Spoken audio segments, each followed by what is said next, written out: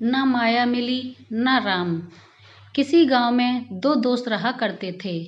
एक का नाम हीरा था और दूसरे का नाम मोती। दोनों में गहरी दोस्ती थी और वे बचपन से ही खेलना कूदना, पढ़ना लिखना हर काम साथ में करते आ रहे थे। जब वे बड़े हुए तो उन पर काम धंधा ढूंढने का दबाव आने लगा। लोग ताने मारने लगे कि दोनों निठल्ले हैं और एक पैसा भी नहीं कमाते। एक दिन दोनों ने विचार विमर्श करके शहर की ओर जाने का फैसला किया। अपने घर के रास्ते से खाना पीना लेकर दोनों भोर होते ही शहर के लिए चल पड़े। शहर का रास्ता एक घने जंगल से होकर गुजरता था। दोनों एक साथ अपनी मंजिल की ओर चले जा रहे थे। रास्ता लंबा था, सो उन्होंने एक पेड़ के नीचे आराम करने का फैसला किया। दोनों दोस्त आराम करने के लिए बैठे ही थे कि इतने में एक साधु वहां पर भागता हुआ आया। साधु तेजी से हाँफ रहा था और बेहद डरा हुआ था। मोती ने साधु से पूछा कि उसके डरने का क्या कारण है।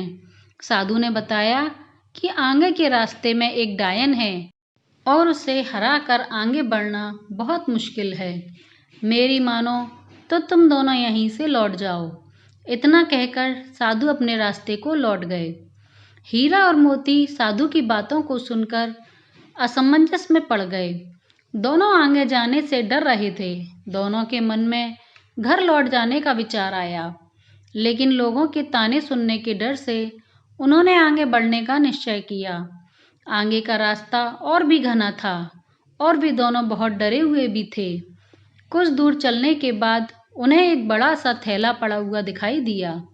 दोनों दोस्त डरते हुए उस थैले के पास पहुंचे। उसके अंदर उन्हें कुछ चमकता हुआ नजर आया। खोल कर देखा तो उनकी खुशी का कोई ठिकाना ना रहा। उस थैले में बहुत सारे सोने के सिक्के थे। सिक्के इतने अधिक थे कि दोनों की जिंदगी आसानी से पूरे ऐशो आराम से कट सकती थी। दोनों खुशी से झूम उठे थे। उन्हें अपने आगे बढ़ने के फैसले पर गर्व हो रहा था। साथ ही वे उस साधु का मजाक भी उड़ा रहे थे कि वह कितना मूर्ख था जो आगे जाने के डर से डर गया। अब दोनों दोस्तों ने आपस में धन बांटने और साथ ही भोजन करने का निश्चय किया। दोनों एक पेड़ के नीचे बैठ गए। हीरा ने मोती से कहा कि वह आसपास के किसी कुएं से पानी लेकर आए ताकि भोजन आराम से किया जा सके। मोती पानी लेने के लिए चल पड़ा। मोती रास्ते में चलते चलते सोच रहा था कि अगर वो सारे सिक्के उसके हो जाएं, तो वो और उसका परिवार हमेशा राजा की तरह रहेगा। मोती के मन में लालच आ चुका था। वह अपने दोस्त को जान से मार डालने की योजना बनाने लगा। पानी भरते समय उसे कुएं के पास एक धारदार हथियार मिला। उसने सोचा कि वो इस हथियार से अपने दोस्त को मार देगा और गांव में कहेगा कि रास्ते में डाकुओं ने उन पर हमला किया था। मोती मन ही मन अपनी योजना पर खुश हो रहा था। वह पानी लेकर वापस पहुंचा और मौका देखते ही हीरा पर पीछे से वार कर दिया। देखते ही देखते हीरा वहीं ढेर हो गया। मोती अपना सामान और सोने के सिक्कों से भरा थैला लेकर वहां से वापस भागा।